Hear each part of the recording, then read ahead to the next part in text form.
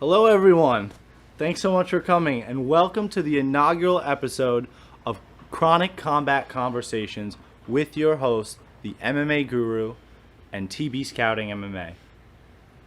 Our first card to break down is this awesome card, UFC Fight Island 7.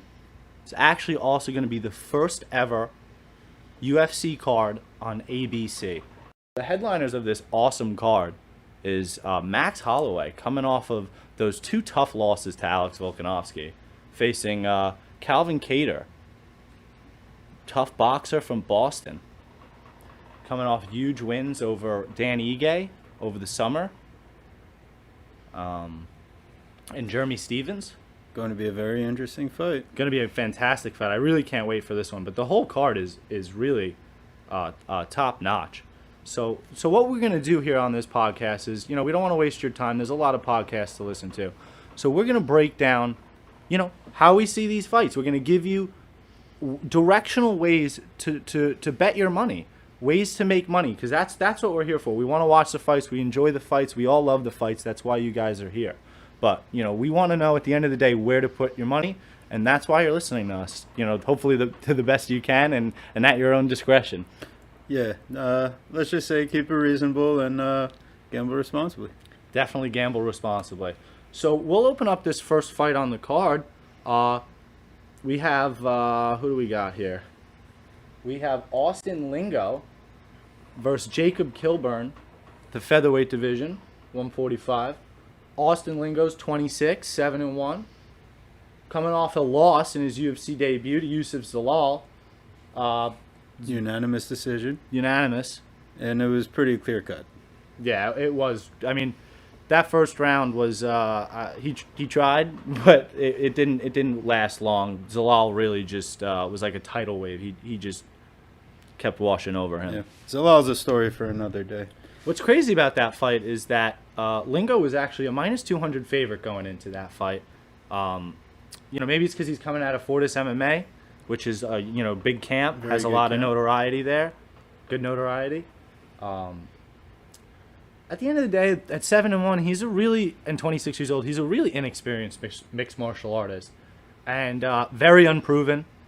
And it's really yet to be seen if, truthfully and respectfully, if he's UFC caliber. And I really think that this fight with Jacob Kilburn is exactly what the UFC is trying to figure out, if either of these guys are actually UFC caliber.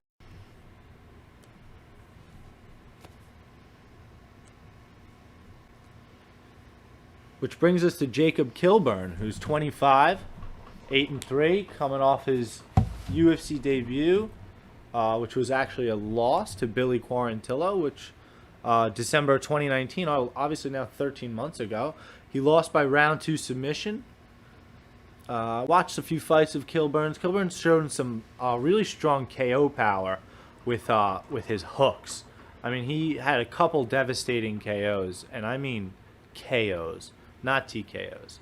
And they were right before the fight with Billy Q.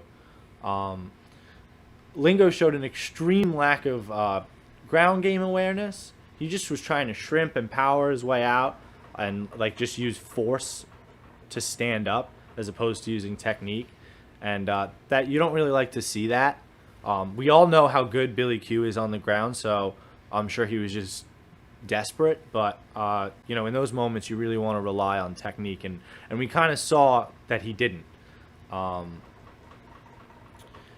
We also saw with Kilburn through all his fights that he is not afraid to be hit in the face to land the shots that he wants to throw, because he knows that he has the power to put you to sleep if he lands.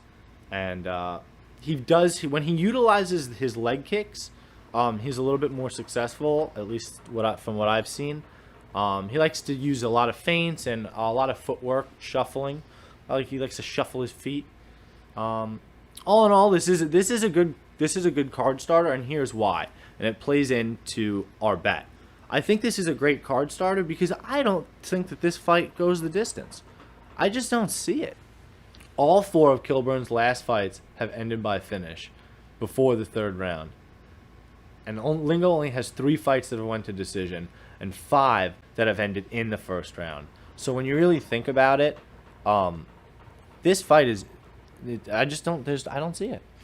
Yeah, we see on FanDuel, as you said, it's minus 118 not to go to decision. Also, what might be interesting is the knockout. You don't even have to pick a side, just fight to end by knockout, plus 160. The one thing I did see looking at some of the numbers was that Kilburn's 3 losses have all come by submission, whereas Lingo's 1 loss has come by decision. But like we're saying, both guys might be fighting for their UFC careers here. And, I'm pretty confident that we're going to see a finish, and it's going to come of the striking variety. So yeah, I definitely think the best place to put your money in this fight, and I really do think it's a bet worth placing, is the fight not to go the distance. Saw that at FanDuel at minus 118. I like that, and Very solid. I just think that's the play to kick off the card. Next fight, Sarah Moras versus Vanessa Mello. So just to start off a breakdown here, Moras 6-6 overall. Depending on where you look, an amateur fight could be counted as, I'm sorry, not an amateur fight, but it could have been counted as an exhibition based on being on The Ultimate Fighter. So depending where you look, you might see a different record. But, we're seeing that she has a couple inches of reach on Vanessa Mello.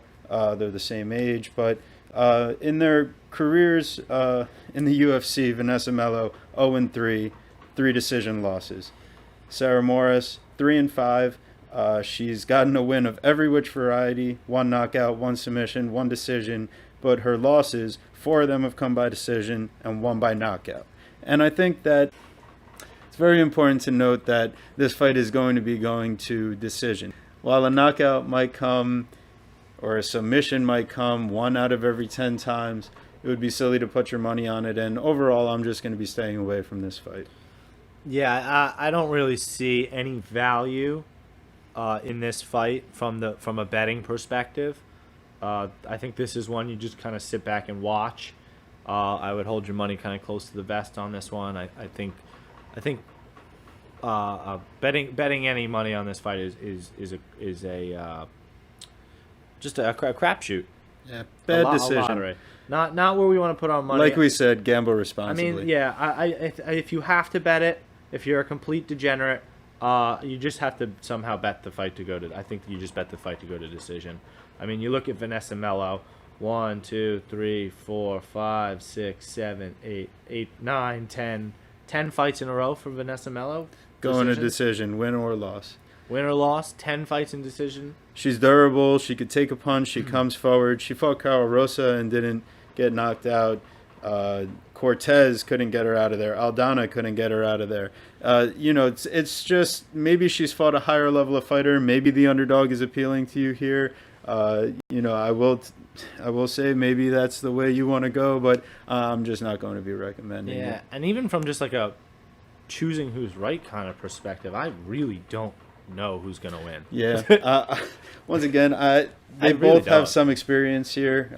Moras has much more UFC experience, and maybe that's why you would want to go towards her side. 8 total fights, 3 wins, 5 losses, whereas Mello has just been in the UFC for 3 fights, all 3 decision losses. So, yeah, I think we've said all we can say. Yeah, that's it. Moving along.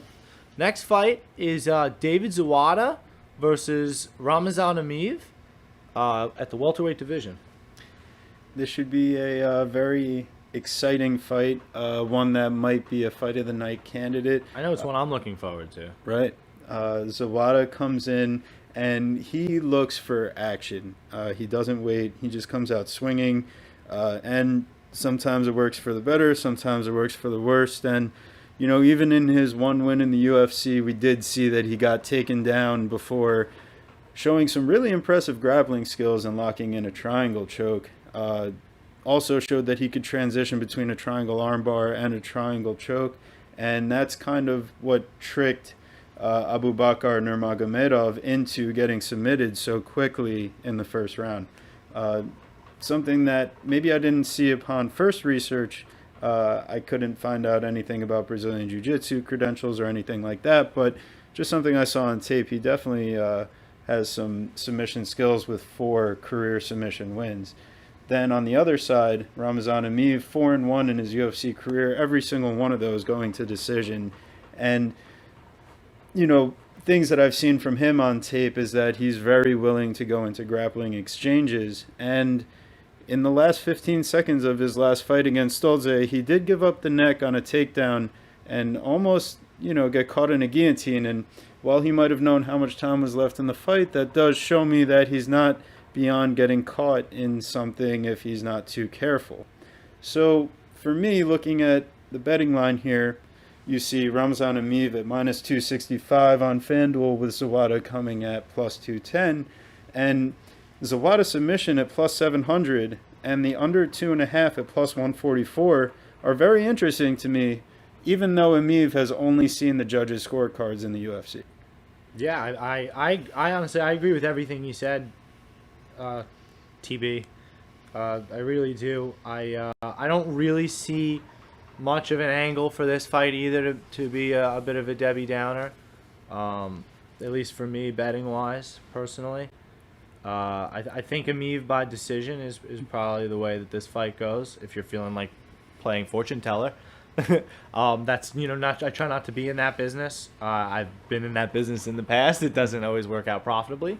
And that's fair. This is, once again, one of the earlier fights of the night, so it might not have the most high impact upon the rankings and where the division's going at in the future, but, it is important to note that Emeev is 4-1 in his UFC career so far and only 33 years old, and maybe he has a little bit of a future here, but one of the biggest things I notice is this guy just gets eaten up by low calf kicks, and Rocco Martin was able to do it, and Stolze was able to do it, and if Zawada is able to throw out some of those leg kicks and, make him not want to stay on his feet and get into the grappling exchange, he might be able to surprise him.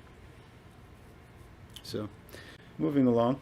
Yeah, it certainly all makes sense to me, man. Moving along, we like this fight.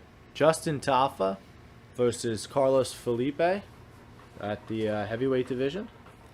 The big boys coming out for the first time of the night. The big boys.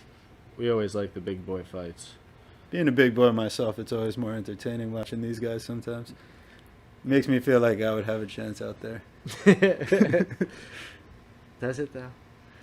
No. Then I realized that I can't even take one punch, though. Oh, man. Maybe you could take Juan Adams, but that's about it. We're going to have to delete that one. Sorry, Juan. So, what do you got for this one, pal? For me, I'm not really gonna sit here and break down the fights that I'm not betting to you guys. It's just not, like I said, not the business I'm into. We got a lot of things to do. Yeah. I don't really think I'm gonna be betting this one. And once again, the only angle I see here is that Felipe is probably going to be the quicker fighter. He's going to be able to counter and give Tafa some problems. I don't envision there being any real grappling exchanges in this fight like in the De Castro fight. And, maybe even fight to start round 3 at minus 116. That way you're not picking a side. And if there's a late finish, you're covered that way too. Moving along to the next fight, not that we have too many positions in this one, but important to note, we have Wu Yanan.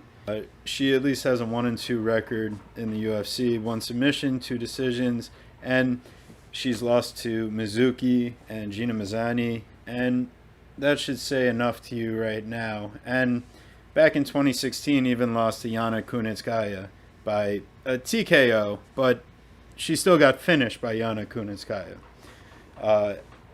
I can't find height and reach information through the UFC website at this moment for her opponent, and I don't even feel comfortable pronouncing Jocelyn Edwards is how I think you would say her name. It's got interesting spelling, but I think that's how it's pronounced. That's probably how it's pronounced. You can go out on a limb and pronounce Jocelyn Edwards. She's actually 1 year older than Wu Yanan, and maybe coming in and making her UFC debut, she has a chance here. I just don't have enough information to be able to tell you where to go with it. I certainly don't see anything, just even by just quickly looking at it. I don't see anything worth betting on. I nothing. I don't. There's no value in the Right. at least in that I see at this particular moment in this fight. So it's something that I'm not looking to bet. However, this brings us along to our next fight, Nasruddin Imavov versus Philip Hawes. And these are a couple of young prospects that it's interesting to see the UFC putting against each other at this point, if I'm going to be honest. Philip Hawes 1-0 in his UFC career, but we did see him get brutally knocked out on Dana White's Contender Series back in 2017 against Julian Marquez. What a beautiful head kick Beautiful. that was. Oof. So he got put to sleep and took a little bit of time to come back, and good on him because his move to Hard Knocks 365 or Sanford MMA, whatever. It took nearly 2 years. It's been a while, and he really reinvented his stand-up, and he looks more composed. He manages his energy a little bit better on his feet, it seems. But the biggest thing that worries me is, given his muscle mass and his physique, he tends to gas out as the fight goes along. And looking at his opponent, Imavov, also 1-0 in his UFC career, fighting to a decision with Jordan Williams, he showed to have a good chin and the ability to go the distance in the UFC. And that was very interesting because that was a fight of the night candidate if it didn't win it. It did not. It did not, but I definitely thought it was a very fun fight. And the biggest thing that I noticed was a clash of heads early in the fight that really stumbled Imavov, but he was able to transition immediately into a takedown attempt and actually even start going over and getting into back control. And I was just definitely impressed with, his wrist control and overhooks and his ability to fight clinch work against the cage. And I think that's going to really come in handy this fight against Philip Hawes when trying to gas him out and get that lactic acid buildup in those biceps from trying to force the wrestling here. So I think if you're going to see a striking matchup, Imavov, under the tutelage of MMA Factory, and he has worked alongside Francis Ngannou and Cyril Gane, and just see his in and out footwork and just it's the standard of that gym. It's so beautiful, and he really knows how to manage his distance. He kicks well with both legs.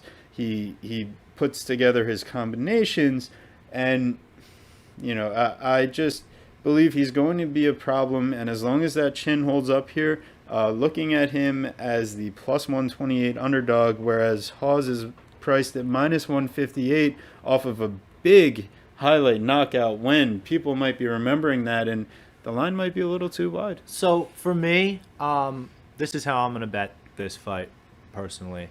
Right now, I'm staying away. I lean Imavov. I'm waiting to see that weigh-in. I would love to see it. We need to see it. We need to see that face-off. Especially Hawes. If Hawes looks, that's a lot of muscle mass to fly across the world and cut all that weight. If he doesn't look good at weigh-ins, I'm fading him. Right. And you have Imavov coming in from France, and is he in France, or was he been training? MMA Factory is the latest I saw. Is that in? Yes, that's in France. Oh, I didn't even realize that. I know MMA Factory. I didn't know that was in France. Yes. Wow. So he actually came out of Aries. Makes sense that FC, Ngannou and Gane trained there. Gone. But so that's why I think he might be an interesting look as the underdog in this fight, and especially you don't have to worry about a method in that case, and you could still more than double your money with a nice little win. So maybe even if you want to go inside the distance, latest I saw for Imavov was knockout at plus 600. But the things I also saw on tape was that he was able to lock up the neck when Williams was shooting for takedowns and looking for that anaconda or darce. And I don't feel comfortable just playing knockout, and I don't feel comfortable just playing submission. So when you're getting an underdog price on a guy that you think at least has a 50-50 chance, I feel like I'm going to be playing him here. Definitely. I agree completely. Moving on. Dusko Todorovic, or Dusko Todorovic, and Punahele Soriano. So Soriano, 28 years old, is a young, tough Hawaiian prospect fighting out of Extreme Couture. He depends a lot, I felt like, on his heavy left hand as a southpaw fighter. But he does give, I think, a lot of fighters trouble. He tends to throw everything into his punches, with 4 of his 7 pro wins coming by KO. But I do, again, understand where he's coming from, since he seems to have a very, very strong punch. His decision win versus Jamie Pickett on the Dana White Contender Series doesn't exactly look great, especially after him get knocked out by Tafon and Chukwe. Or did he not? Did that go to decision? No. No, he He did get knocked out. Yeah, it was later. It almost on in did. the fight. Yeah. It almost didn't go. That's because I remember betting it for the first round, and that did not work. Yes. It came later. That's what it was. But he was extremely upset with himself after not getting that finish in the Dana White Contender Series, and then he proceeded to KO Oscar Pichota in 6 months later. So, personally, my biggest concern with him is that he had 2 fights canceled in 2020. With Eric Spicely and Anthony Hernandez. And that's now rendered him outside the cage for 13 months. Where you look at Dusko Todorovic, who's 26 years old, burst onto the scene in October with a KO win in his debut over newly unemployed former UFC fighter Daquan Townsend, following a 2019 Dana White Contender Series win. Dusko has thunderous KO power. He finished 5 of his 10 pro wins by KO. I think he's a pretty well-rounded prospect. He showed his power, has solid striking, feels comfortable in the clinch area, capable in jiu-jitsu and wrestling. He has a really weird striking stance where he likes to keep his hands low and uses a lot of head movement, which could eventually be problematic once somebody makes him pay for it. But at 10-0, nobody's made him pay for it yet. So I certainly like how well-rounded he is, and I do think that he gets it done at the end of the day. So, looking into some of their history here, you see that Todorovic has 3 submissions on his record, and he actually has a first-round knockout of Michel Pereira back in December of 2018, and I'm sure you guys all know about him now. But this was outside the UFC when this fight happened with Todorovic, and he was extremely impressive. He's really works well in the clinch, good head positioning, good double underhooks, uses the elbows, works to the body, not just firing to the head, and then he's able to chain to the single leg, high crouch, and he's always shooting for more action, more activity. His gas tank doesn't run out.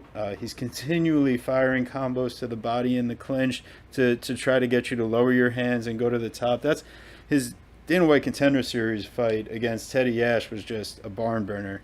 And, he clearly won, but, it was interesting to see that, at some point, someone that's able to piece together some combinations here might just well make him pay for that head movement. It's just with a guy like Soriano, who throws everything into his strikes and, really looks for that one-shot KO at times, he's probably not going to land it as much as a guy that's going to piece together some combinations and make him see one that's, not see it coming. Not to mention, I really do think that Soriano's cardio is suspect. Yes. And Todorovic's is not. Right. And Soriano's got the Division III wrestling All-American background, and he comes out of Extreme Couture. I think he's going to be a great prospect. This is just a very tough matchup. And, he's coming off of a concussion in grappling, and that's what forced him to miss all of 2020 with the side effects. And, I'm not really sure that he's ready to weather the storm over all 3 rounds if he can't find that early knockout. And, that's always live to happen when you're talking about guys at this weight class. You're not in the 135, 145 where most of the fights are going to decision. You're starting to get more finishes up here. And I just see that if you can get Todorovic right now, FanDuel, knockout or submission at plus 140, if he's able to rock him and lock in something on the neck, to take that at plus money right now for a guy that's minus 170 on the line, I'm just not sure that Soriano is going to be able to last the distance with them. No, and when you're only 28 years old and you take a year off because of concussion syndromes from training, that is not a good sign. And I hope he's taken more time than necessary. You really hope that guys have. And maybe some guys don't do enough of that. So, and that's us, hoping and assuming that this is what Soriano did, that he took a lot of extra time to heal his brain and I hope he's okay. And work on his training. But I shout out to James Lynch for that interview. Yes. There's no way I'm picking against Todorovic here. Moving along, Joaquin Buckley and Alessio Di Chirico. This is going to be another, pretty exciting fight as far as back and forth and guys that are willing to strike and mix it up. Buckley is going to come in a couple inches shorter than Di Chirico, but he's going to have a 2-inch reach advantage. And a 2-fight win streak. Yeah, we can't forget about that. Every single one of his fights in the UFC has ended by knockout, and I think that because of that, we might be getting something in the price here that we could take advantage of. So one of the big ways to handicap fights is finding the narrative and then maybe picking against that narrative. The narrative of Joaquin Buckley is that he is this KO artist, assassin, because he went viral with his insanely impressive knockout over Impa Kasanganay. That being said, I'm not sure that he is a knockout KO assassin. Sure, he can look, he's certainly impressive, don't get me wrong. 8 knockouts and 3 decisions in his career, but, lower level competition. We're in the big boy league now. As you move up in competition, it becomes harder and harder to finish your competition. That being said, if we were looking at somebody that maybe was chinny, somebody that was suspect to being knocked out, I think that, of course, that a knockout would be the perfect narrative. That being said, Alessio Di Chirico has went to decision in his last 4 fights in a row. And this is someone that's never lost by knockout in their career. Alessio Di Chirico, in his career, 1 submission loss and 4 decision losses.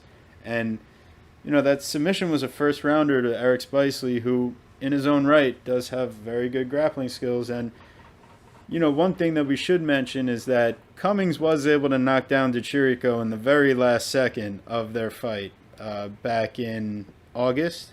So it's good to know that, there is a button to be hit to turn this guy off. But, it just so happened it was in the last second of the fight. However, given all that information, it is interesting to see that where Buckley is a minus 290 favorite, you can get this fight over 2.5 at plus 110, and Buckley decision at plus 270 if Di Chirico is able to weather the storm.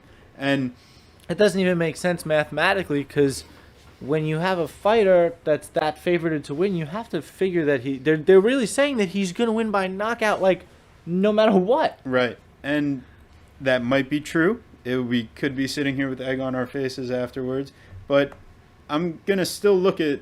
I don't think so. There's no value in biting him by knockout. There's no value in it. I will have no egg on my face. Listen, I'm not laying my house or my car on Buckley by decision, but I think that's the value. Yeah, right. Or what was the over set at? Over 2.5 plus 110.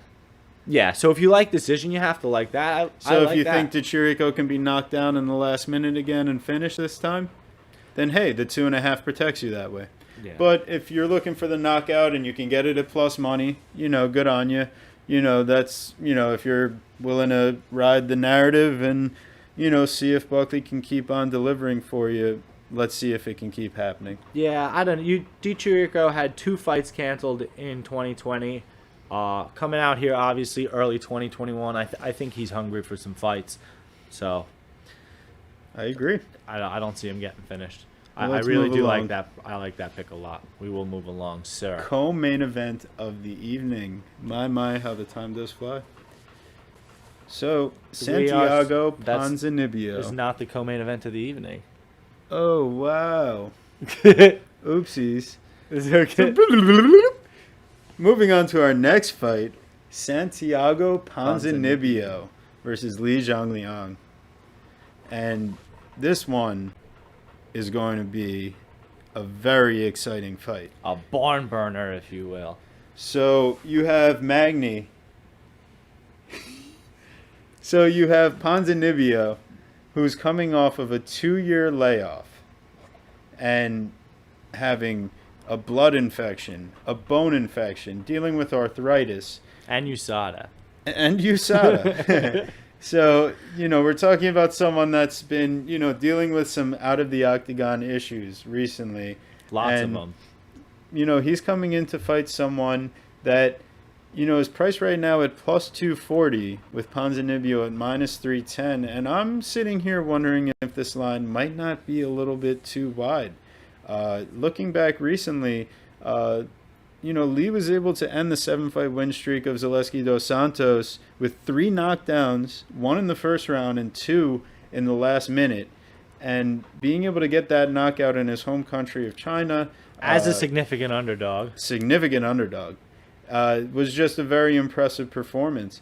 However, his fight after that, he had to leave his home early due to the pandemic before the Magny fight, and really didn't have a proper training camp, traveling all over the world with the champion Zhang and trying to find out how they could safely get to America to get to this card with the title fight for Zhang and Lee taking on, a big veteran test in Magny.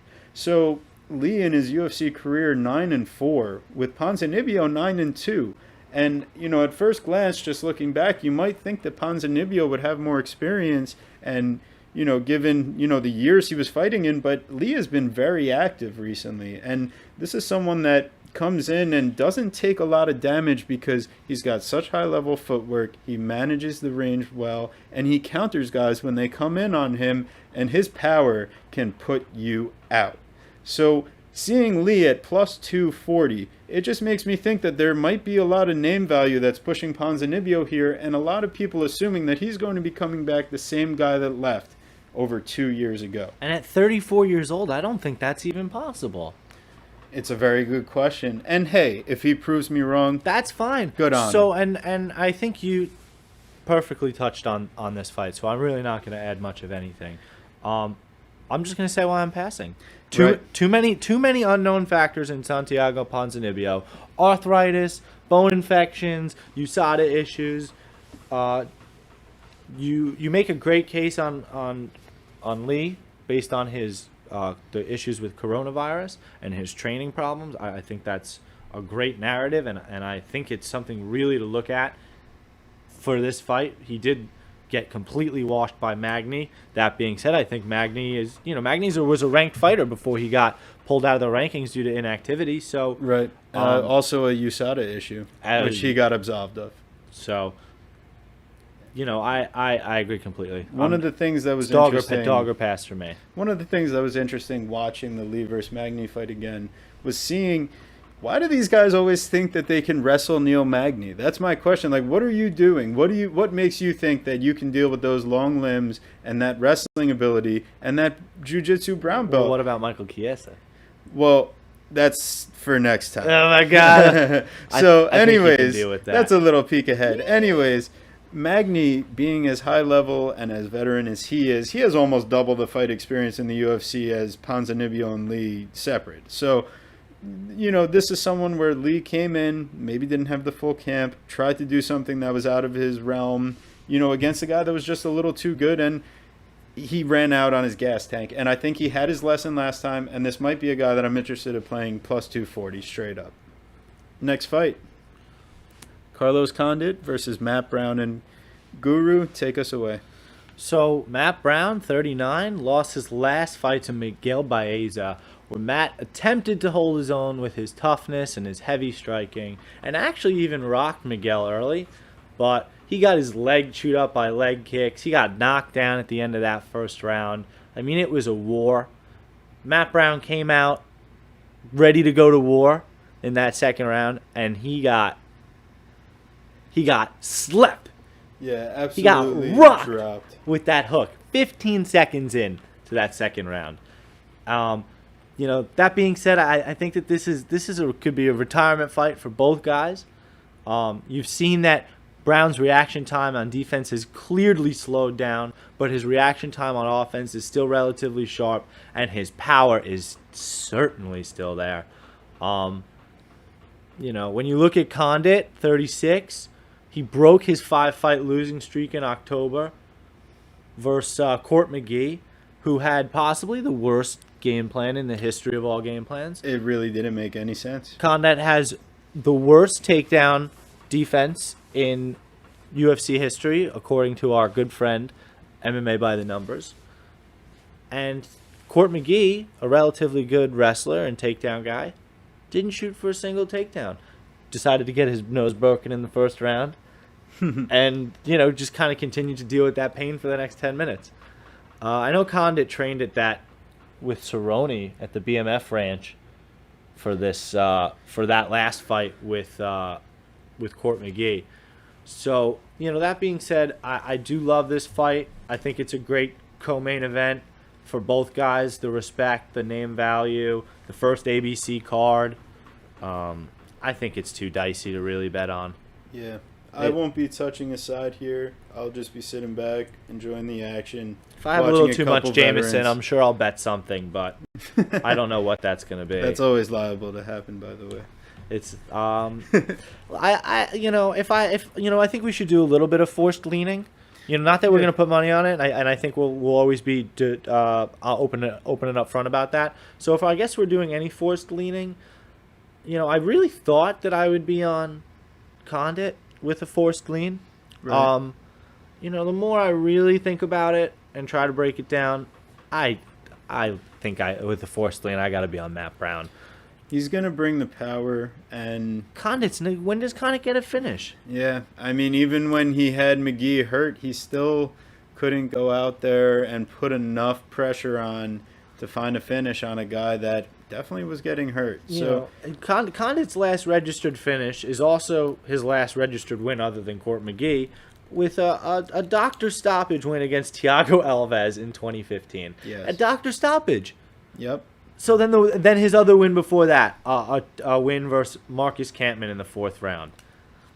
I mean, in 2013, he has not finished a fight in 7 years. And if he comes out and shows some, renewed power and finishing ability, good for him. But that's not what you do statistically when you go to bet a fight. So, Matt Brown, he's going to come in and he's still got those elbows. He'll make you feel the pain. And Baeza still has a fresh chin and was able to weather the storm and find a finish of his own. I'm not so sure that Condit's the same. So if you're looking to bet this fight, maybe it's a dog or pass.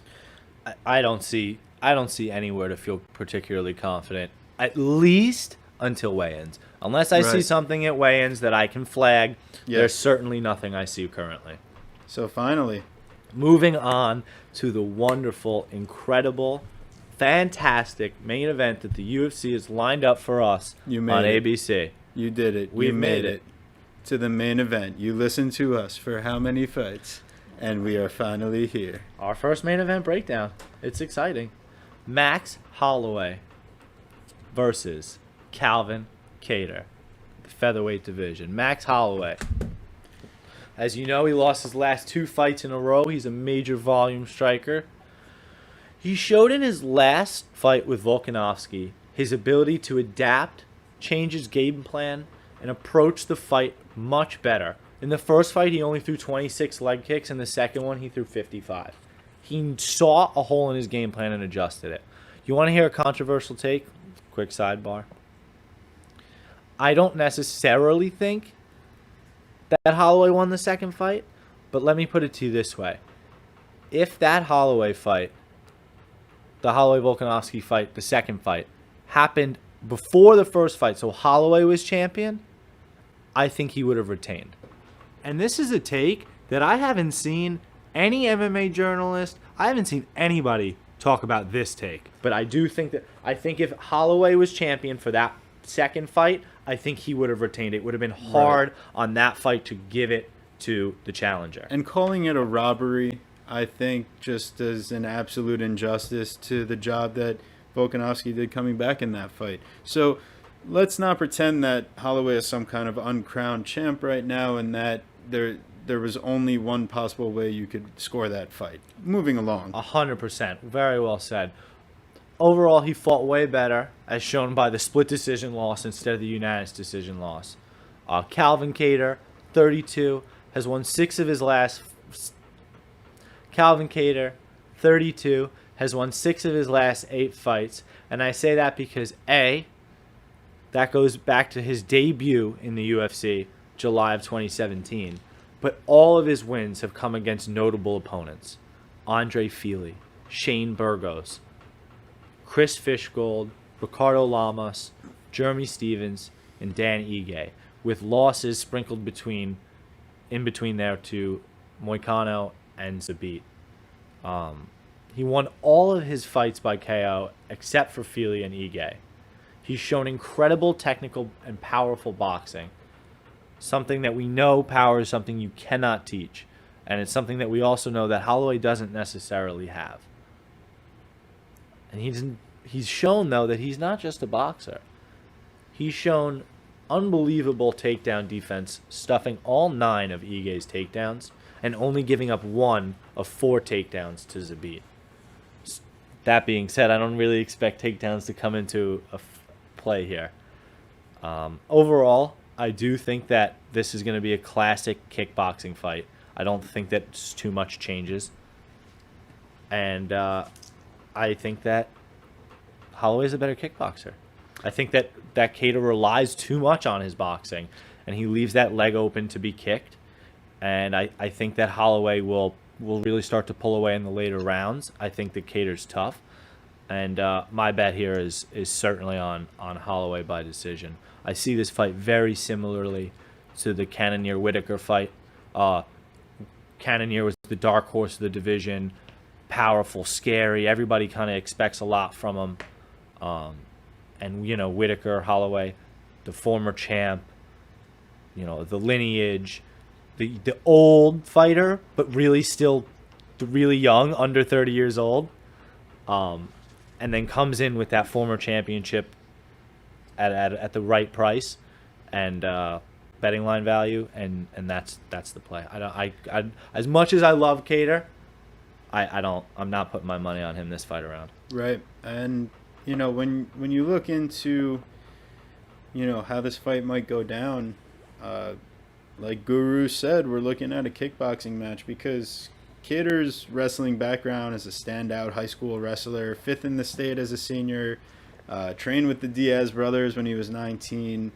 Now, out of Law Zone MMA and the New England Cartel, and these guys are on quite a run. So, working with a great coach and, fantastic sparring partners, Kattar's game has really been building out. And this is a guy that did not know how to check a leg kick against Moicano that, in his last few fights, he's definitely shown the awareness and ability to, 1, step backwards when a leg kick's coming in, or 2, actually go and check it every once in a while. And, that was definitely encouraging to see in his last couple fights against Ige and Stevens, where, he might have gotten outlanded big time in the leg strikes. I think Stevens landed 17, but once he checked one, later in the first round, I didn't really see too many more after that. And, with his timing and his ability to throw combinations, Kattar is always going to be dangerous. He times his overhand well, uppercuts, hooks, any which way that you could throw a boxing combination, he knows how to do it. And this guy also has, a pretty good ground game. He threatened an armbar at the end of round 3 against Zabit when taken down off of, a jumping knee to try to win the fight at the last second. And, he is someone that has a blue belt in jiu-jitsu. But, like we said, this fight probably isn't going to end up there. And Holloway even has a purple belt himself. So the biggest thing is going to be with Holloway taking a gigantic step down in competition. And I don't mean that in any way to slight Calvin Kattar, but we're talking about facing the champ, Frankie Edgar before that, and champ. losing to Dustin Poirier, interim champ. Former interim champ. Beating and demolishing Brian Ortega, who, let's just talk about how great he looked against the Korean Zombie. Oh, my goodness. If he wins this fight versus Kattar, everybody's going to want to see that rematch. Then, Jose Aldo twice, beating Pettis for the belt. Ricardo Lamas, who's a superior fighter, just retired, but has always been a perennial top 10 guy. It's the level of competition. And, Kattar has faced some names also. Dan Ige, Jeremy Stevens, and he even beat Lamas with a round 1 knockout. Chris Fishgold, Shane Burgos on a great win in the 3rd round knockout. And Feely, getting a unanimous decision there, also a pretty good feather in the cap when you're first coming into the UFC. But, when he took those steps up against the higher levels of competition in Zabit and Moicano. Yeah. Listen, Danny Ige's not Volkanovski. That's right. Danny Ige, respectfully, Danny Ige's not even Frankie Edgar, even at this stage in his career. Right. I really don't think so. And you know what? Hey, he might be able to pull out a win against Edgar, but then again, the judges might just go give it to Edgar. 7. Anyways. 7. You know the number 7? Why is the number 7 important? 7 is the number of title fights in a row Max Holloway has had. The last time Max Holloway has had a fight that was not for a title was over 7 fights ago. And when you look at that level of competition and all of those title fights, and you see that this guy still has a striking differential of 6.47 to 4.52 compared to Kattar, who 5.01 strikes 4 and absorbing 5.66, that's not a good ratio. He's taken one to give one, and you can't do that against Max. Max's 61% striking defense compared to Kattar's 56% striking defense.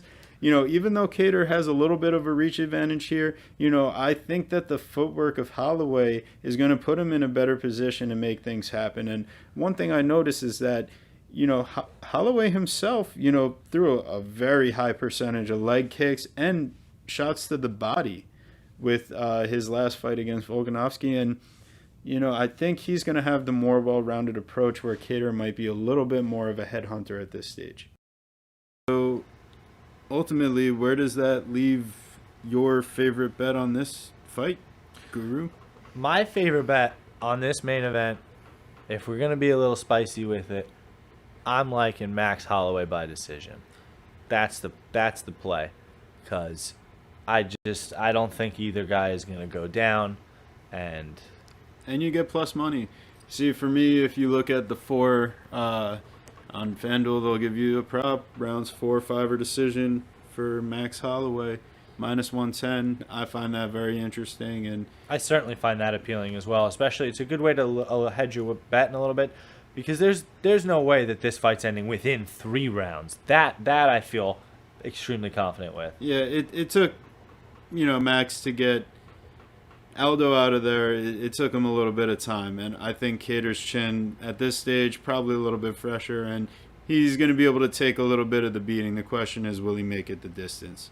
So, anyways, thanks for checking in with us. If you follow me on Twitter, I'm at TB Scouting MMA, and on Instagram and on Twitter, _MMA Guru. Also Verdict as well, if you want to see our Verdict picks. I believe Yes. TB's is the same. And that's right. And I'm also on Tapology if you want to see the whole card. Tapology as well. Yes. We're going to be trying to upload this wherever you can listen to it. So if you could give us some positive feedback or negative feedback, whatever you think, if we can improve on, or likes, though. Don't give us any dislikes. That's come on. nice. Be good people, please. We'll take constructive criticism, but no dislikes. Yeah. Anyway, thanks for checking us out, and hopefully you made it this far. Thanks for joining us, and hope to see you again soon. Hello, everyone. Thanks so much for coming, and welcome to the inaugural episode